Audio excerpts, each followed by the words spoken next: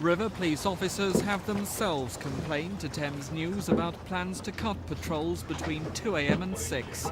At the moment, 3 boats are on duty. Now that will go down to 2. It comes 3 years after the sinking of the Marchioness, which happened just before 2 a.m. Only 2 weeks ago, a government report called for river safety to be reviewed in light of the disaster. One police officer told me he thought the move would have severe safety implications. He said after the Marchioness disaster, to even think of reducing patrols at night was a disgrace. He declined to be interviewed on camera, saying if he did, he'd almost certainly face the sack.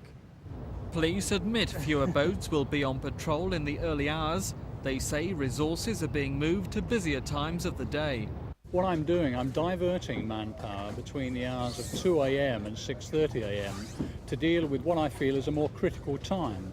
The river between 2 a.m. and certainly 6, 7 a.m. in the morning is comparatively quiet.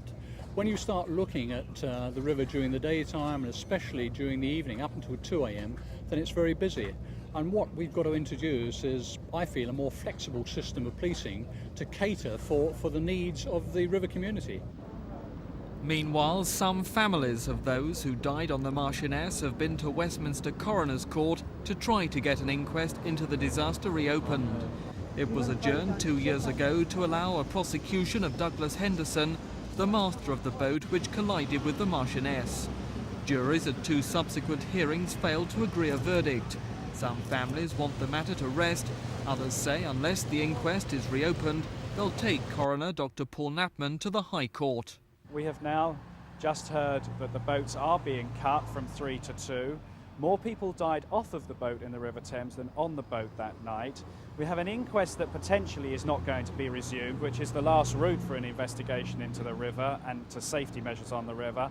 I find it wholly deplorable that so little is being done to stop further loss of life on the river in the event of another tragedy.